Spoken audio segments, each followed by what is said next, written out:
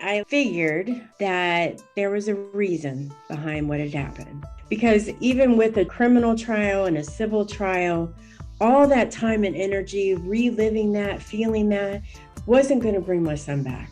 I was spared from all that pain and anguish. I needed to take all that energy, all that frustration, all that revenge feeling, and put it towards something good. Put it towards something that was going to honor my son and give back and help someone else that's going through this horrific, terrible experience. Hey everyone, this is Rod Kate, and welcome to this week's episode of Rocket Motivation. This week's guest lost her son Justin a little over 4 years ago when he was shot in the chest by his roommate following an altercation. Although Justin had no weapon, a grand jury found the roommate acted in self-defense and he was never prosecuted. This decision left this week's guest devastated with no justice for her son. This week's guest eventually accepted what happened and founded Grief to Hope, a virtual peer support group for people who have suffered the loss of loved ones. This is going to be a great story of turning loss into something positive.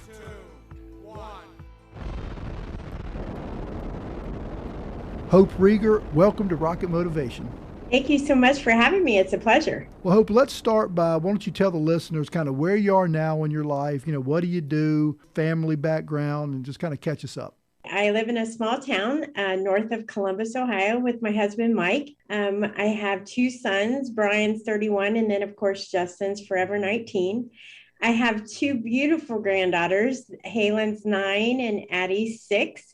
And I just found out this past weekend, grandbaby 3 is on the way. So we're excited about that. And then as my day job, I am a talent coordinator for a major financial institution, and I'm celebrating 25 years with them this July. Okay, well, congratulations on that. And, we're going to talk about Grief to Hope more in depth later in the show. So, but I'll tell you, let's go back now to November 17, 2016.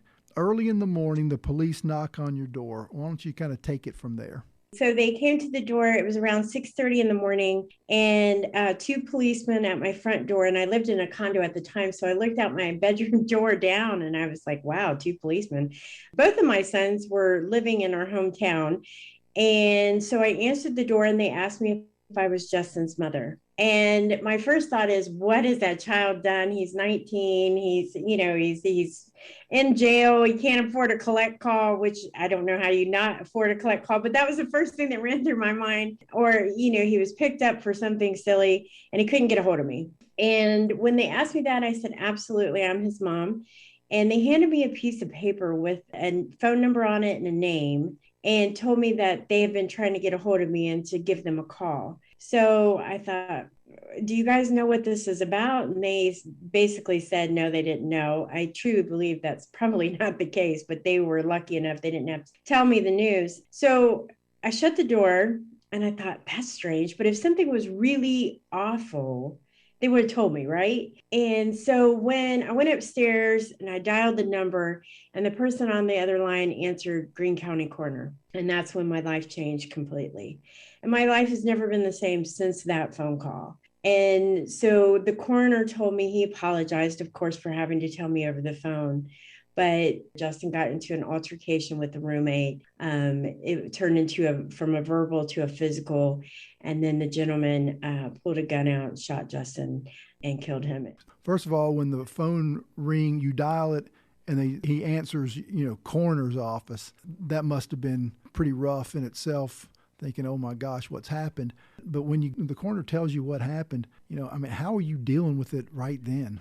I tell everybody it's like candle wax melting. It's sort of like it just all melts together. The first thing I thought of was, I got to call everybody and tell everybody this news. And I don't even comprehend it, but I didn't want them to find out because it was all over the news. I found out shortly thereafter, it was on the news that someone in Greene County was murdered. It didn't give my son's name, of course, because I'm sure the coroner hadn't released that information or whatever. So I knew I had to call his brother, and I knew I had to call his dad, and I knew I had to call his grandparents and my parents. It just all melted together. It was all a very strange, I sort of like people say it's out of body kind of thing. Like you just don't, you know what you're doing, but you don't know what you're doing. And I just remember asking the coroner where he was. Like I didn't know where my son was, that they said that they had moved him from the house to the hospital. And so I assumed that I was going to drive straight to the hospital and be able to see him at least. And he said, no, I'm sorry, he's in the morgue. And he will be there till they're done with the investigation and you have the funeral arrangements done. So just knowing as a mother and as a parent, just not being able to see your child and feeling like I could have, could I fix it? Could I change it? Can I make it different? Can I say goodbye? Can I, and you can't do all those things, but that's what's running through your mind. So just getting home, it's a 2-hour drive from where I live in Columbus to my home. And I don't really remember that drive. And then when I got to my oldest son's family started to arrive and try to comfort. And then the coroner, bless his heart, did show up to my son's house. He felt awful about having to tell me over the phone. He explained a little bit more about what he thought had happened or what he assumed was told from what he knew. The police officer came that was doing the investigation and asked me to come to the station after the dust settled and with any information. And then it was sort of like I was on a mission. I planned for everything, right? I'm a planner. And then I was on a mission to get my son from that morgue to where I could see him and touch him and feel him. And I don't even know what I was going to do, but I just wanted to know that I had taken care of him. People don't understand when you call funeral homes, they deal with it day in and day out. And they were like, well, you need to have $10,000 before we'll go get them, or you need to have insurance money prepared. And it was just horrible. Then within, I think it was the next day, the funeral home that I had gotten in touch with were amazing. And they went and got Justin from the morgue and brought me to the funeral home so I could do, the planning. And so I guess that's one thing about this that I guess people need to understand, that when they lose somebody like this, you can't just sit around and grieve like you would like to for your son because you got so much to do. It's overwhelming. Sitting in that funeral home and making arrangements for your child, you want the best of everything, right? So you're going to pay for all this frivolous, I wanted things on each corner of the casket, and he had a vault, and I wanted to, pictures of him on that. So I think there needs to be some kind of funeral advocate for a mother, or for anybody that's going through grief. And like days after, you're sitting in a funeral home and you don't even know which way is up. They finally said it's time for me to see Justin. And I wanted a few minutes. I had family there, and I wanted just a few minutes between him and I. And I walked into what I would assume is sort of like a viewing area, like for the funeral home and normal. And when I walked in, just him laying there, just cold and pale, and wasn't my son. It wasn't Justin. And I was very apologetic, and I was crying, and I was saying I was so sorry. And I kept wanting to touch him, and then I didn't want to. And it just didn't even look like Justin. And then they asked me if it was okay for the family to come in. And when they did, his grandmother came in just screaming at the top of her lungs. And I was sort of in that shock moment. So the feelings were crying, but it wasn't like loud, obnoxious, screaming crying that she felt every ounce of every emotion at that time that I just couldn't feel that. And it was almost devastating to hear that. It was just, she was in so much pain. And I think I had put myself in that role of, okay, we got to get through this. And then, you can feel after. Right. You have to push off what you really want to feel, because you're dealing with family coming in, they're upset. You still got all this stuff to do, and you've got to postpone your grieving process.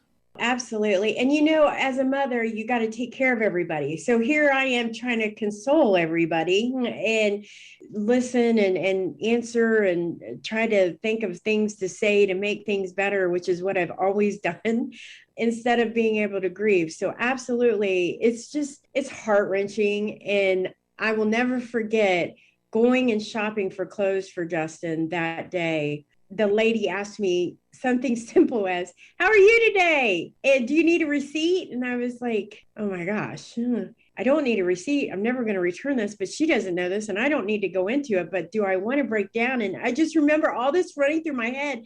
And this poor lady is just like, do you want a receipt? I mean, that's the kind of emotions that you run through. And I was thinking, what an awful thing to say. But she didn't know what I was buying it for. And she was just asking me how I was doing. And I felt like right then and there, it was probably the most peaceful experience because she didn't know what had happened for me. I was like, I don't have to explain it. I just have to buy these clothes and move on. So just so many emotions. How did you get through the time of the funeral? The funeral it was Thanksgiving week too. He was young, so they encouraged me to have a long viewing session. And, with all of his friends, and because he was so young in the community and, are from a small town. And so they encouraged me to do 3-hour viewing. At first they said 4, and I was like, I can't do 4.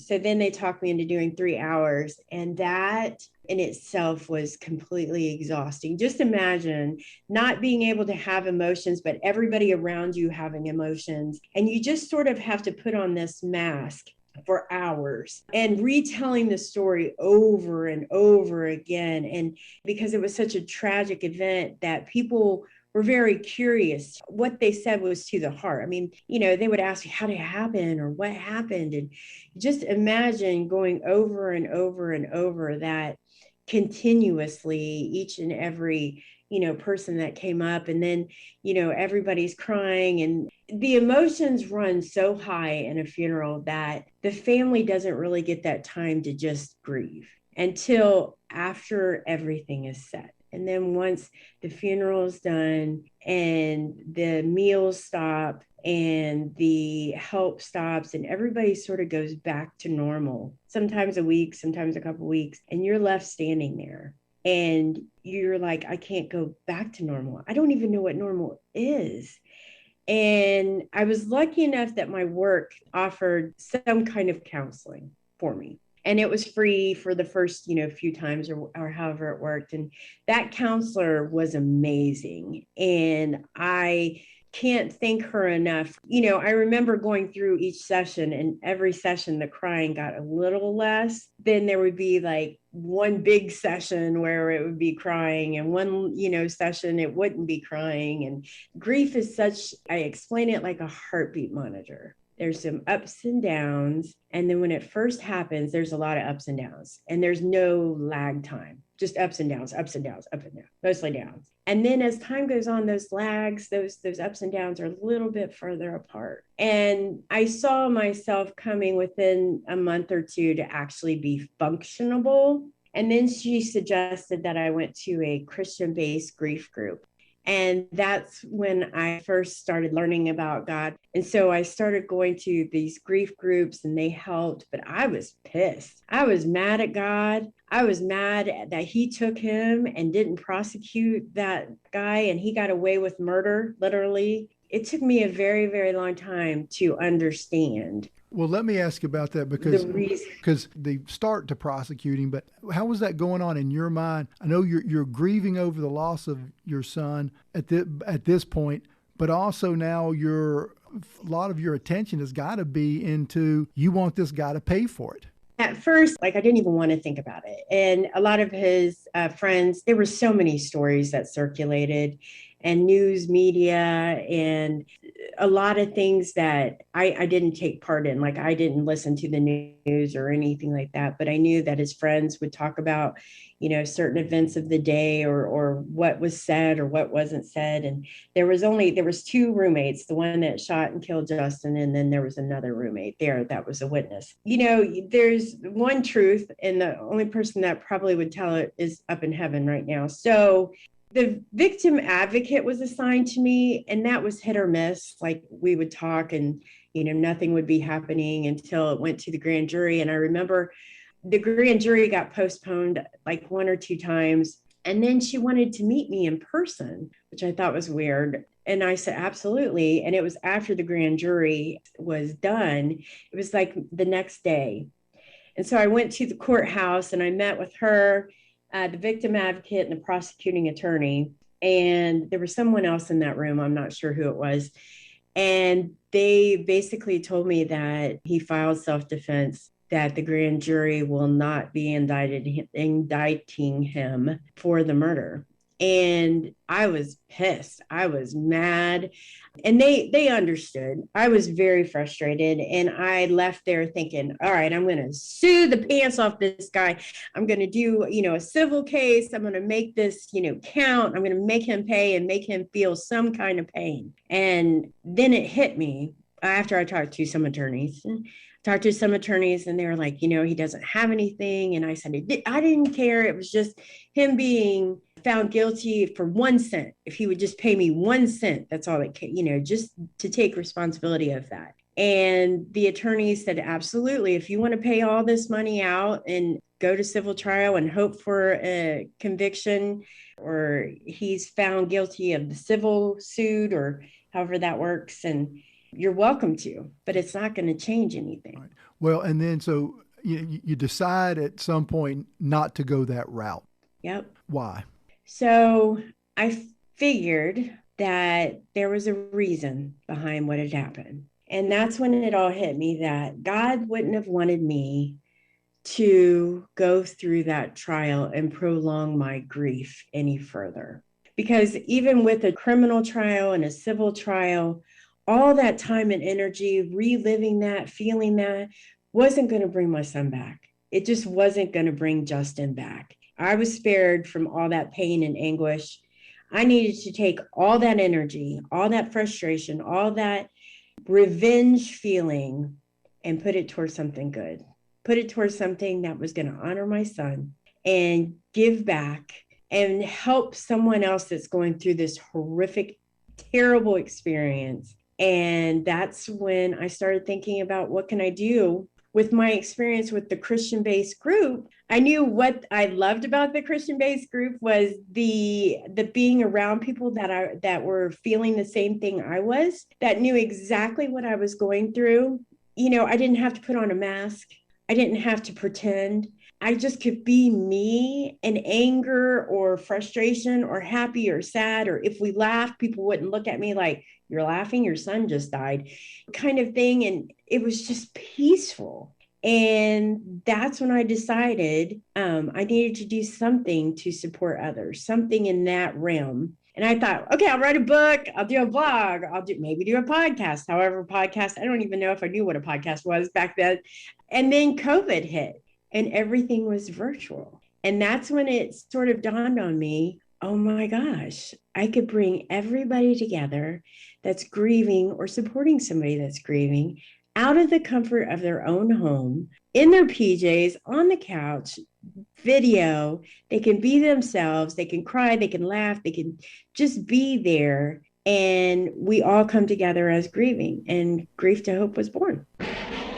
So go ahead and tell us exactly what Grief to Hope is. I mean, what do you do? So it's a virtual peer support group. So none of us are licensed professionals, which is, some people enjoy that. They don't want to be criticized or fixed when they're telling their story. So it's just all of us, we get together once a week. I created the program to be 7 weeks long. So we start with the first week as an introduction, where I just share my story and what Grief to Hope is all about and where it came from and why I'm doing it. And I get to talk about Justin and what he means and honoring him. And then we introduce anybody that wants to tell their story or share their story. It's not required. And then we talk about the following week, what we're going to talk about. And then I end with a quote. And then the next week is we spell out the letters weeks 2 through 6, we spell out grief. And G stands for gift of time. That's the main topic. And we talk about how time heals, but it doesn't, time heals all wounds. It's like the worst thing in the world, but time does allow for the process of grief to get a little bit lighter on some days, and some days it doesn't. But sometimes time can be hard. Like, people expect you to hurry up, get this grief over with. Let's be done with it. When you said the time heals all wounds is basically a horrible thing to say, what do you mean? People say this awful saying to people that grieve, Nope, it doesn't. Time does not heal all wounds. Grief is something that is here forever. You move with grief. You always move forward with grief. Time does not heal it. It does not fix it. It allows for it to get lighter sometimes, but then we don't want people to think that after a certain amount of time, you don't grieve. You always will be grieving. It's how you live with your grief, how you live with your grief in your life. And it's always going to be there. Ever grieved anyone, you'll know that it's always going to be there. Some days are better than others. Time doesn't heal anything. And let me ask you this too. You said earlier that you don't have professionals in there because you said something like people do not want to be fixed. What do you mean by that? So, one of the things that people think with grief is that you're going to try to fix me. I don't need you to fix me. When I'm grieving, you can't fix it. You can't make it go away. And so, I think a lot of times when we think about professionals, that they want to fix what they think is wrong with us. And when you're grieving, we don't have anything wrong with us. We just are grieving. And they have ways to cope with it. There's professionals that have ways to cope with it. But we want to be surrounded by people that don't want to fix us, that just want to listen. And that's a lot of times, even your friends and family, it may not be professionals, but your family and friends, they try to fix you, right? They don't want you sad. They don't want you angry. They don't want you upset. They try to fix it. And Grief to Hope is an open support group where we just get it and you just put all those raw emotions out there. And we don't try to fix the situation. We just listen and offer, what we went through and our experience, and it's shared experiences. Okay, and so you went through the G, so let's go through the R, the I, the E, and the F. All right. So R is receive help. That one is one of our main topics that we talk about. And receive help is basically what it is. It's receiving help. It's that, when people come to you when you're grieving and they have every great intention, but they say, hey, if you need anything, let me know. We don't know what we need at that time. Or sometimes, 14 casseroles are amazing and they're great. But it's more like we find that we talk to a trusted friend. And we tell that friend, hey, if anybody asks, I'd really like the groceries. If somebody could pick up my groceries, or if somebody could babysit the kids so I could go to the grave, or if somebody could pick the dog up from the vet, or those are the kind of things that you need when you're grieving. So if you tell that trusted friend, we've uncovered that's an easy way to ask for help. So when somebody comes to you and says, is there something I can help you with? Or, just let me know. You can say, you know what? My friend Rod, he knows exactly what I need. If you just want to ask him, I would be so grateful for anything that you can help with. And that sort of takes off the pride kind of thing too, where you're not asking for that help, but you are letting someone know exactly what you need. Right. What's the I? I is inspire. So this one's my favorite. You'd never think that grief and inspire would go together. But inspire is what gets you out of bed. Find that purpose. And it can be your children, your kids, your job, your dog, you're writing a book, or you're doing Grief to Hope, or you're doing a podcast. It's whatever keeps you going. And that is the idea that you want to create when you have grief, is that you have an inspiration each and every day to get you out of bed. And that is in itself is an accomplishment. It's just to get out of bed. And it could be something as I want to take a shower today, or I want to, read a book today. It just, whatever inspires you. And then E is expectations. And that's our expectations of others. We have to be forgiving. Just as if you said, time heals all wounds. We understand that's sort of, the normal saying that people say, or he's in a better place, or, how many kids do you have? And you got to think for 20 minutes, should I say I have 2? Should I say I have 3? Do I really say what happened? Do I open up this can of worms? It's just being forgiving and having those expectations that people mean everything from the heart for the most part. And then you have people that say crazy off the wall things, like somebody said, well, he's no longer suffering. what? That kind of thing is very hard for somebody that's, especially if the person that they've been caring for is sick with cancer or something like that, and they say, well, he's no longer suffering. Well, how do you know he was suffering? Or so we have to be forgiving, and we have those expectations. And then what people expect from us, most of the time they want us back to our old self, right? So I have the hope before that phone call and the hope after that phone call. And I'll never be that hope again. I will never be that hope before that phone call, which was bubbly and fun and outgoing and positive. However, I love that part of me, and I lost Justin, and I don't want to lose that hope, right? But what I've come to realize is that I'm a better version of that hope after that phone call. I call it version 2.0 because now I'm more grateful. I'm more in the moment. I'm more giving. I'm more polite. I'm more understanding. When you get into traffic jams, the first thing you think of is, oh my God, I'm going to be late.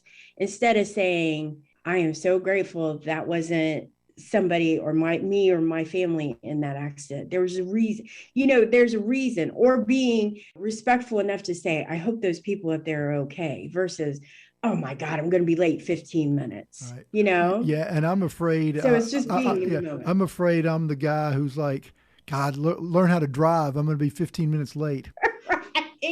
Exactly. So that's the kind of thing that, you flip yourself around, you flip, and you have different views of life. And like when I'm in traffic jams, I'm thinking, please don't let that person be gone, and please let them be safe so they don't have to go through what I went through. I mean, there's a whole different thing that goes on instead of, the normal flipping people off and getting off the exit or whipping it around.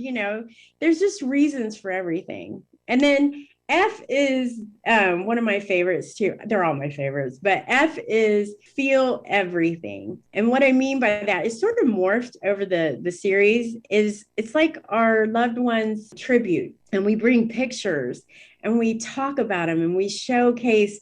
Justin was into ATV, and he had a sense of humor, and I get to talk about Justin, and I show his pictures and a blanket that I have, and I have a necklace that has writing that Justin actually wrote on a card that I had engraved. And everybody, you'll see their faces light up just getting to talk about their loved ones. It's extremely warming, and everybody's just so glad to be able to say their name and to share that, because some families, they think that that's taboo. And then the last one in the 7 weeks is called to hope, and that just means what's next for you. What do you want to do next? And it could be write a book, go to a musical, or it could be, I just really want to go through his stuff, or I want to go to the grave and not cry, or I want to go and donate because of an accident, or I want to do a suicide hotline, or it could be anything. Like, what is your next move and what brings you hope? Then we take a few weeks and then we start the series all over again. And you can be there for one, you can be there for three, you can be there for all of them. You can repeat it over and over, because each session just branches off into a whole different discussion and how we want to look at things. But we do have those main topics that we cover. And then I end with a quote. And then we just talk about it and see if anybody has anything that they want to talk about. And then we go for another week, and then we get back together again. Well, and I know you started this, really to help others that are going through what you're going through, but how has it helped you, having the camaraderie of other people that are going through Grief to Hope? First of all, it's to honor Justin, and that's my number one priority. So I am so lucky to get to say his name over and over again, and to talk about him and what all he meant to me. And to bring help to others helps me, like healing, adding value, positivity, hope, to just have them tell me, I'm really glad you started this. I was looking for something like this, and I didn't know there was anything that existed like this. And being able to be around others that feel the same exact way is amazing. And it's just like volunteering. When you volunteer and you go to a homeless shelter, or you feed, at the homeless shelter, or you do something good, whenever you volunteer or help, just out of the goodness of your heart, not for money, just because it's the right thing to do. And it's the integrity of it. That's what brings me so much joy. Right. Well, so what advice would you give to others who've lost a loved one? What advice would you give to them who are grieving? So be patient. Be patient is probably the number one thing. Be patient with yourself. Do not look at others grieving and mirror it or think it has to be that way. Everybody's grief is completely different.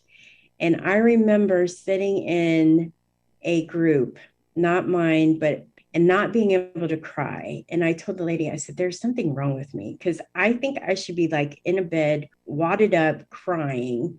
And she said, everybody grieves different, and you're going to grieve different than the next person. And do not compare yourself in grief. And take your time, take your patience, and be forgiving. If you don't get out of bed that day, the next day is coming, and you just got to look forward to that and getting up and moving forward.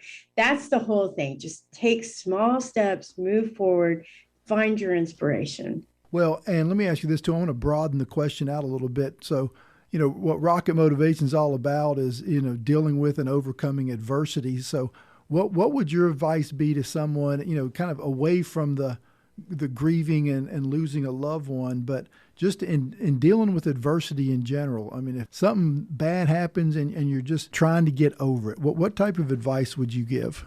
Everybody has adversity, and that's the first thing. Everybody has it, but you have to believe in yourself that you're going to get through it, and trust yourself in that, and challenge yourself. Like, that's one of the biggest things in life, is just challenge yourself with getting through and accepting those small goals. Like, if you're losing weight, you're not going to lose 100 pounds at first. And if that's your goal, that's amazing. But what we forget to do is, celebrate the 5, 10, the 15, the 20. Those are major goals. So it doesn't have to, don't look way far out. A goal is something that's there. But the best thing to do is, when you reach a goal, you set another goal, and you set another goal. And that's inspiration. That's hope, is to always be thinking forward and say, you know what, I did it, and be proud of yourself for hitting that first goal. But darn it, make you another one. Right. Now, if somebody wants to join Grief to Hope or a Grief to Hope session, how do they do it? You can go on my website. It's www.grief2hopesupport.com. And you can actually sign in. You can sign up for my newsletter. You can just sign in through the email. We'll get in touch with you with that. Or you can go on through my Facebook, Hope Reger. There's Facebook for Grief to Hope. There's Instagram for Grief to Hope, and there's LinkedIn for Hope Reger and Grief to Hope. So there's many avenues you can look at, but the easiest way is just to go on the website, send me an email, and we'll get you hooked up. I gotcha. I'm sure there's something that we haven't talked about, maybe something on your mind. You get the last words. I mean, not to put any pressure on you, but yeah, right. I will tell you, one of my favorite quotes is, people who grieve are the strongest people in the world. And most people will never imagine the amount of strength that they have in their heart. That's a great way to end the show. And so, Hope, I want to thank you so much for coming on. It's been great. You started what you have, this Grief to Hope. I mean, what a great thing for people. And I didn't mention this, but I need to. It doesn't cost anything for people to join, does it? No, it's absolutely free. Okay. All right, so I think anybody that's grieving out there over the loss of a loved one, here's a great thing you can join to help get over your grief. Hope, again, thanks so much for coming on. It's been a pleasure. Thank you so much. Hope Reger's story is so inspirational. Losing her son, but then turning her grief into something that helps others grieve for lost loved ones. It's just amazing. Another episode of Rocket Motivation is in the books. Next week's guest is Tom Shea, a retired and decorated Navy SEAL who will talk about how his failure shaped his life. It's going to be a great episode. See you next week. Thanks for listening to the show. If you're interested in getting my book, Get Back Up, just go to Amazon and put in Get Back Up and my name, Rod Caden. It'll pop right up. I would love it if you would subscribe to the podcast and rate and review the show wherever you listen to your podcasts. I would really appreciate it if you'd share it with a friend. I would like as many people to hear my message as possible. And we'll see you next week. Never give up and always get back up.